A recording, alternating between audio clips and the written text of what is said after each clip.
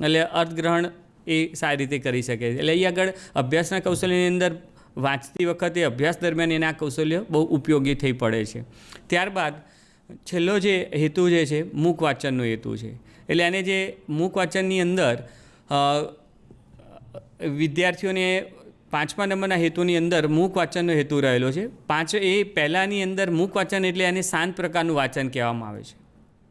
હવે આપણે જાણીએ છીએ કે શ્રી કોઠારી અને વકીલે જે ભાષાવિદોએ કહ્યું છે કે ભાઈ 2 પ્રકારની અંદર મૂક વાંચન એ જાહેર જીવન માટે ઉપયોગી છે, જ્યારે મૂક વાંચન એટલે કે શાંત વાંચન એ વ્યક્તિગત જીવન માટે ઉપયોગી છે. સીધી વસ્તુ છે કે આગળ ધ્વનિ સંકેતનું પ્રગટીકરણ કરવાનું નથી, એટલે મનમાં વાંચીએ છીએ, અને મૂક વાંચન પણ કહીએ છીએ, એટલે કે શાંત વાંચન પણ કહીએ છીએ. એટલે એ આગળ તમે જુઓ કે આપણે ન્યૂઝપેપર વાંચીએ છીએ તો એ શાંત પોતપોતાની રહે, નવલકથા વંચાતી હોય તો આ બધી વસ્તુ તમે મૂક વાંચન છે. એટલે ઘણી વખત તો મૂક વાંચન કરતાં મૂક વાંચન આપણે અસરકારક થાય છે. એટલે અહીં આગળ ઉદ્દેશ્યનો નજર સમક્ષ રાખી આપણા હેતુઓ હોવા જોઈએ કે ભાઈ હું જે શેના માટે વાંચી રહ્યો છું, એ આપણે મૂક વાંચન શાંત વાંચન એના માટે કરીએ તો હેતુ આપણી સામે હોવો જોઈએ. વાંચન સામે કઠિનતાના સંદર્ભમાં એટલે વાંચનની ઝડપ હોવી જોઈએ. હવે વાંચનની ઝડપ ગોઠવવી જોઈએ. હવે એ કેવી રીતના હોઈ શકે? તો અહીં આગળ જનરલી વાંચનની ઝડપ શોધવા માટેની એક સૂત્ર પણ છે. વાંચનની ઝડપ બરાબર વાંચન માટેના જે આવેલા શબ્દો ભાગા, એટલે કે એને ભાગાકાર કરીને અને જે એના માટે જે સમય ફાળવવામાં આવ્યો છે એ સમય એને ભાગવામાં આવે અને એના આધારે જે આવે તો એની વાંચનની ઝડપ નક્કી કરવામાં આવે છે. એટલે વાંચનની ઝડપ પણ એ મૂક વાંચન એને માટે અગત્યની છે. એ ગતિ પણ અગત્ય, એટલે ઝડપની અંદર એ બહુ વધારે પડતી નહીં, બહુ ધીરી પણ નહીં, મધ્યમ પ્રકારે એને વાંચવાનું હોય છે. કારણ કે શબ્દનો અર્થ જો ન સમજાય ઉપર જો ખાલી વાંચવા ખાતર વાંચે તો કોઈ અર્થ નથી રહેતો. એટલે એને જે વાંચી રહ્યો છે ત્યારે એને એ બધી માહિતી એને સમજીને અર્થગ્રહણ કરીને વાંચવાની હોય છે. એટલે એ આગળ જે અગત્યના વાંચન સામગ્રી યાદ રાખી શકવા માટે મૂક વાંચન બહુ અગત્યની માહિતી છે. અને અગત્યના મુદ્દાઓની નોંધ કરવી હોય. મૂક વાંચનની અંદર વાંચતો જશે, પોતાની લાઈન કરતો જશે, અંડરલાઈન કરશે, અથવા તો એ પોતાની રીતે અલગ નોંધ બનાવતો જાય છે. એટલે મૂક વાંચનથી અલગ એવી નોટ તૈયાર કરી શકે છે અને કેટલું ગ્રહણ કરી શકે, યાદ રાખી શકે છે, એના ઉપર મૂક વાંચનનું અર્થગ્રહણ એ પોતાના વાંચનના એક ઝડપ અને આવડત ઉપર આધાર રાખે છે. ત્યારબાદ હવે વાંચનનું મહત્ત્વ જોઈએ તો સૌથી પ્રથમ સમાજમાં બનતા બનાવો, વૈજ્ઞાનિક શોધો, દેશ વિદેશના સમાચારથી માહિતગાર રહી શકાય છે. સામાન્ય રીતે આપણે દિન પ્રતિદિન સમાજમાં અનેક પ્રકારના સારા અને નરસા પ્રસંગો બનતા હોય છે, તો એ તમામ પ્રસંગોની જાણકારી આપણને વાંચન દ્વારા જ મળે છે.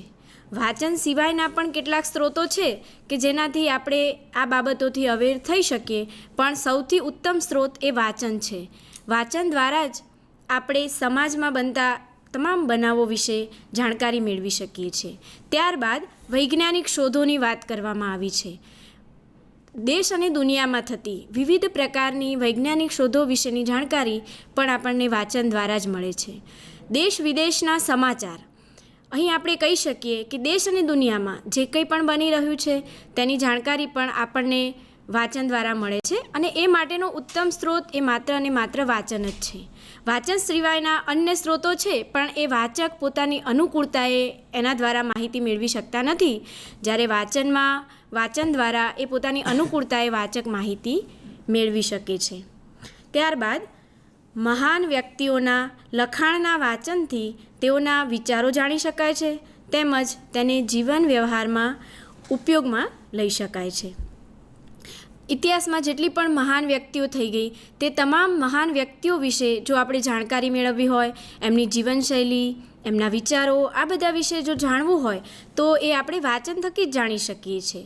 અને એ જાણવું માત્ર અગત્યનું નથી, પણ જાણ્યા પછી આપણે એને જો જીવનમાં ઉપયોગમાં લેવું હોય તો એ માટેનો ઉત્તમ સ્ત્રોત એ વાંચન છે. ત્યારબાદ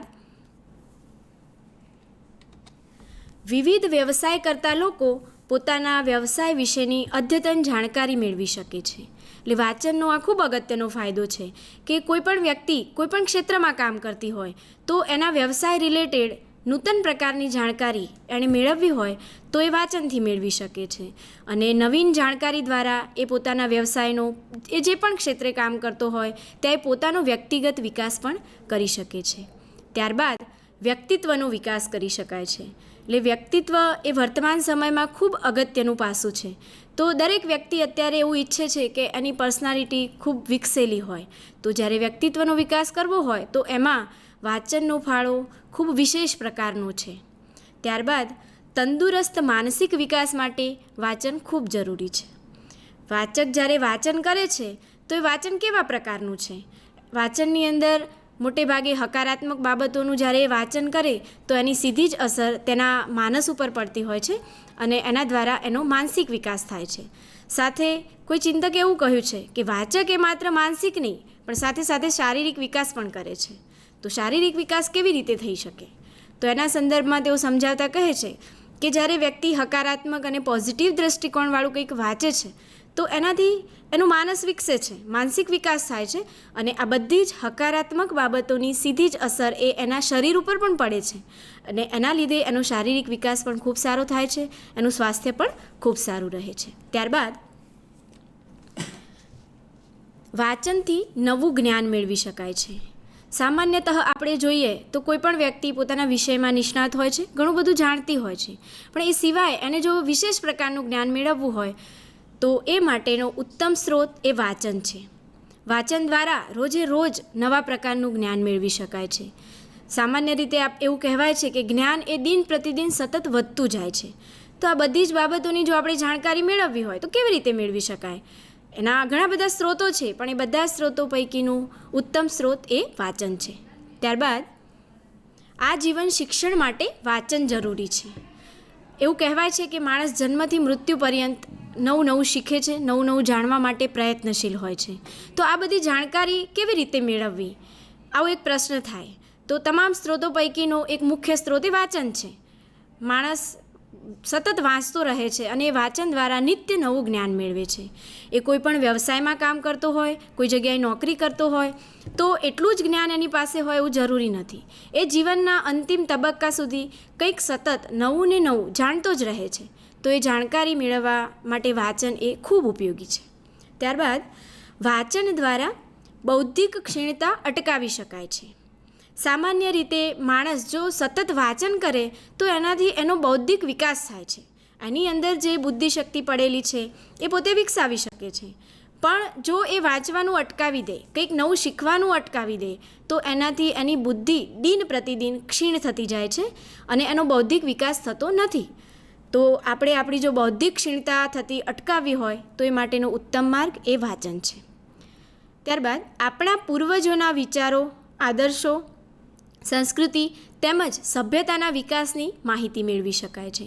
આપણા જે પૂર્વજો હોય એમના વિચારો કેવા હતા, એમના આદર્શો કેવા હતા, એમની સંસ્કૃતિ કેવી હતી, એમની સભ્યતા, તો આ બધી જ બાબતોથી આપણે જો જાણકારી મેળવવી હોય તો એ માટેનો ઉત્તમ સ્ત્રોત એ વાંચન છે. આપણા પૂર્વજો એ જે વિચારો રજૂ કર્યા છે, એમની જે સભ્યતા સંસ્કૃતિની જે નોંધ કરી છે એ આપણે વાંચીને એના વિશે જાણકારી મેળવી અને આપણા જીવનમાં પણ એને ઉતારી શકીએ છીએ. ત્યારબાદ વાંચનથી મનોરંજન પણ મેળવી શકાય છે. સામાન્ય રીતે વ્યક્તિ જ્યારે હળવી ક્ષણોમાં હોય, માનસિક રીતે થાકી ગઈ હોય, શારીરિક રીતે થાકી ગઈ હોય, કંઈ મુશ્કેલીમાં હોય તો એને એવું થાય છે કે એ જો મનોરંજન મેળવે તો પોતાનું દુઃખ ક્ષણિક સમય માટે ભૂલી શકે, અથવા તો ઘણી વખતે વધારાનો સમય હોય, નવરાશનો સમય હોય તો એને એમ થાય કે મારે કંઈક મનોરંજન માટેનું વાંચન કરવું છે. તો વ્યક્તિ નવરાશની પળોમાં, હળવી પળોમાં કે મુશ્કેલીમાં મનોરંજન મેળવવા માટે પણ વાંચનનો સહારો લઈ શકે છે. એવું નથી કે વાંચનથી જ્ઞાન જ મેળવી શકાય, સારું જાણી શકાય, બુદ્ધિશક્તિનો વિકાસ કરી શકાય, પણ વાંચનથી તો મનોરંજન પણ મેળવી શકાય છે. એટલે જીવનમાં પ્રત્યેક ક્ષણે વાંચન યેન કેન પ્રકારે આપણને ખૂબ ઉપયોગી થાય છે. ત્યારબાદ જીવનચરિત્ર, કાવ્ય, વાર્તા, નાટક, નવલકથા વગેરે વાચક માટે હેતુપૂર્વક લખવામાં આવે છે. તેનો સંપૂર્ણ આનંદ એ માત્ર વાંચવાથી જ મળે છે. કોઈ વ્યક્તિનું જીવનચરિત્ર હોય, અમુક પ્રકારની કવિતાઓ હોય, વાર્તાઓ હોય, નાટક હોય, નવલકથા હોય, તો એ માટેનો તો એક જ રસ્તો આપણી પાસે છે કે આની જાણકારી આપણે માત્ર ને માત્ર વાંચીને જ મેળવી શકીએ છીએ. અને જો એના અન્ય સ્ત્રોતથી આપણે જો આની જાણકારી મેળવવા પ્રયત્ન કરીએ કે ભાઈ સાંભળીને આપણે એના વિશે જાણકારી મેળવવી છે, તો એનો જે આનંદ છે સંપૂર્ણ એ આપણે સાંભળવાથી નથી મેળવી શકતા. જો આપણે એને વાંચીશું તો આપણે એનો સંપૂર્ણ આનંદ લઈ શકીશું અને એના વિશે ખૂબ ઊંડાણપૂર્વકની જાણકારી મેળવી શકીશું. ત્યારબાદ જ્ઞાન મેળવવા માટેનું સૌથી અસરકારક સાધન એ વાંચન છે. આપણે કોઈ પણ પ્રકારનું જ્ઞાન મેળવવું હોય તો એ વાંચન થકી મેળવી શકાય છે. ઘણા બધા પુસ્તકો હોય છે, સંદર્ભ પુસ્તકો હોય છે, મેગેઝિન હોય છે, ન્યૂઝપેપર હોય છે. તો આ બધાના વાંચન દ્વારા આપણે નિત્ય નવું જ્ઞાન મેળવી શકીએ છીએ.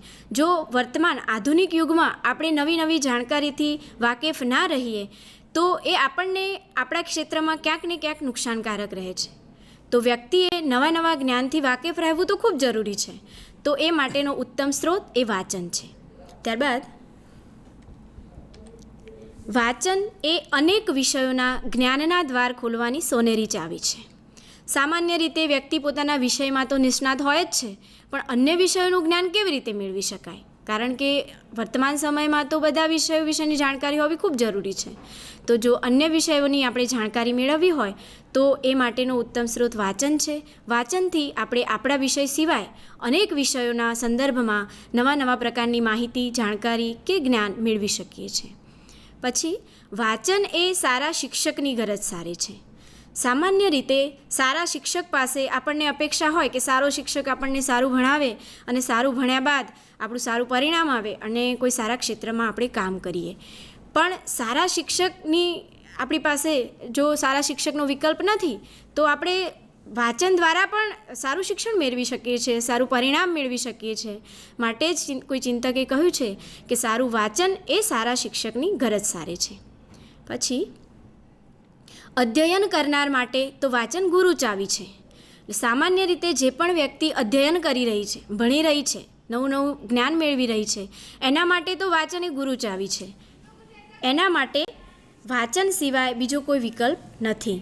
એટલે અધ્યયન કરનાર માટે તો ખૂબ જ આશીર્વાદરૂપ કહી શકાય વાંચનને, કે વાંચન દ્વારા જ એ પોતાનું અધ્યયન સંપૂર્ણ કરી શકે છે. ત્યારબાદ શિક્ષણ પ્રક્રિયા અને પરીક્ષા માટે વાંચન ખૂબ જરૂરી છે. સામાન્યતઃ શિક્ષણ પ્રક્રિયાની આપણે વાત કરીએ તો શિક્ષણની અંદર મોટે ભાગે વર્ગખંડમાં શિક્ષણ કાર્ય થાય છે અને ત્યારબાદ વિદ્યાર્થીએ એનું દ્રઢીકરણ કરવાનું હોય છે. તો દ્રઢીકરણ કેવી રીતે કરવું એ પ્રશ્ન વિદ્યાર્થી માટે ઊભો થાય છે. તો વિદ્યાર્થી શું કરે છે કે શિક્ષકે જે કંઈ પણ ભણાવ્યું છે એ ઘરે જઈ અને વાંચવાનો પ્રયત્ન એ કરે છે. તો અહીંયા વાંચન જરૂરી છે કે જ્યારે વિદ્યાર્થીએ શિક્ષણ કાર્ય ફળદાયી બનાવવું છે અને એનું દ્રઢીકરણ કરવું છે તો એના માટે વાંચન સિવાયનો બીજો કોઈ રસ્તો નથી. વર્તમાન સમયમાં જોઈએ તો પરીક્ષાના સંદર્ભમાં પણ વાંચન ખૂબ જરૂરી છે. સામાન્ય રીતે એવું કહેવાય છે કે વર્તમાન સમયમાં શિક્ષણ એ પરીક્ષાલક્ષી બની ગયું છે. તો પરીક્ષાની તૈયારી જ્યારે વિદ્યાર્થીએ કરવી હોય તો એના માટે તો વાંચન સિવાય કોઈ છૂટકો જ નથી. એની પાસે ઘણા બધા પુસ્તકો છે, સંદર્ભ પુસ્તકો છે, મેગેઝિન છે, ઘણું બધું છે, પણ આ બધું જ સાહિત્ય એણે વાંચવું પડે છે. એ વાંચ્યા વગર એ સારું પરિણામ મેળવી શકતો નથી. માટે જ કહી શકીએ કે શિક્ષણની પ્રક્રિયા અને પરીક્ષાની પ્રક્રિયામાં વાંચન એ ખૂબ જરૂરી છે. આમ સંપૂર્ણ રીતે આપણે જોઈએ તો આપણા જીવનમાં વાંચન એક યા બીજી રીતે અનેક પ્રકારે આપણને ઉપયોગી થાય છે.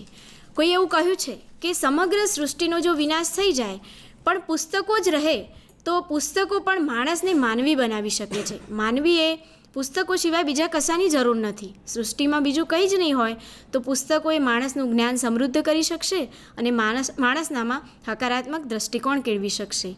અને વર્તમાન સમયમાં વાંચનનું મહત્ત્વ સમજાવતા ગુજરાત સરકારે પણ વાંચે ગુજરાતનો જે કાર્યક્રમ અમલી બનાવ્યો હતો એ પણ આપણને બતાવી જાય છે કે વાંચન વર્તમાન સમયમાં કેટલું અગત્યનું છે. સરકારે પણ એના ઉપર ભાર આપ્યો અને વાંચન શિક્ષણ અમલમાં મૂક્યું વાંચે ગુજરાત કાર્યક્રમ દ્વારા. એટલે ઓવરઓલ આપણે જોઈએ તો વ્યક્તિના જીવનમાં એક યા બીજા પ્રકારે વાંચન ખૂબ ઉપયોગી છે અને દિવસ દરમિયાન જોઈએ તો ડગલે ને પગલે વ્યક્તિ ક્યાંક ને ક્યાંક વાંચનનો સહારો લેતી હોય છે. ત્યારબાદ વાંચનના પ્રકાર. વાંચનના પ્રકાર મુખ્ય બે રીતે પાડી શકાય છે. પ્રથમ વાંચનના પ્રક્રિયાગત પ્રકાર અને બીજી રીતે વાંચનના હેતુ આધારિત પ્રકાર. વાંચનના પ્રક્રિયાગત પ્રકારમાં આપણે જોઈએ તો એના મુખ્ય 2 પેટા પ્રકાર પડે છે. પહેલું છે મુખ વાંચન. મુખ વાંચન એટલે કે વ્યક્તિ બોલીને જે વાંચન કરે છે એને મુખ વાંચન કહેવાય છે.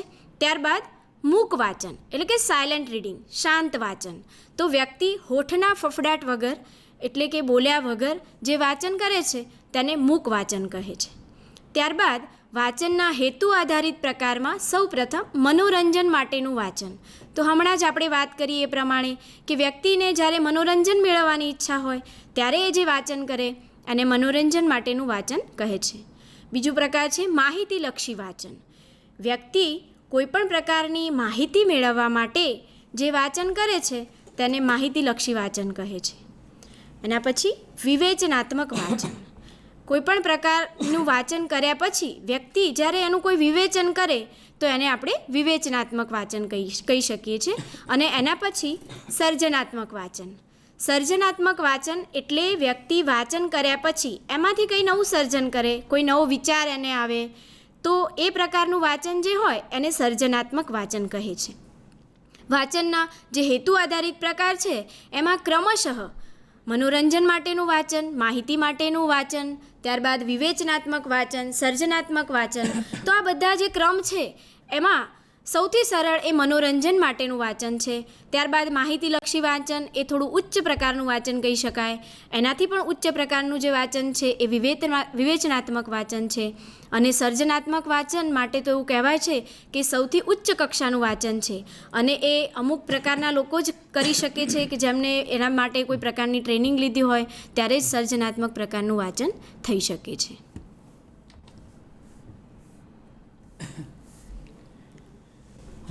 મુખ વાંચન માટે જે જરૂરી કૌશલ્યો છે એટલે કે મુખ વાંચન એટલે જોરથી મોટેથી વાંચે અને ધ્વનિ સંકેતોનું જે પ્રગટીકરણ કરવાનું અહીં કહેવામાં આવ્યું છે. એટલે કે અહીં આગળ જરૂરી ઉચ્ચારણ કરે.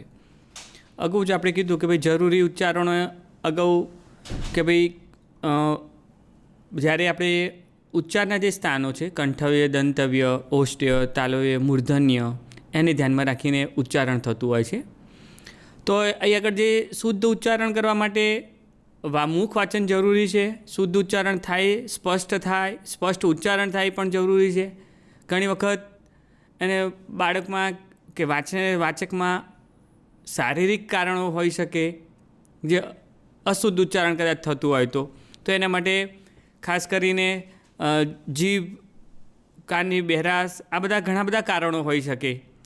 એ રીતે મનોવૈજ્ઞાનિક કારણ પણ હોય, ભય રાખતો હોય, ગભરાટ થતી હોય વાંચન વખતે, તો આ મનોવૈજ્ઞાનિક કારણો છે. ત્યારબાદ સંવેગાત્મક કારણ છે ત્રીજા નંબરે કે ભાઈ વાંચવા ઊભો થવું, બોલશે, સાહેબ બોલશે, એમ ભૂલ પડશે, આવું મનમાં એને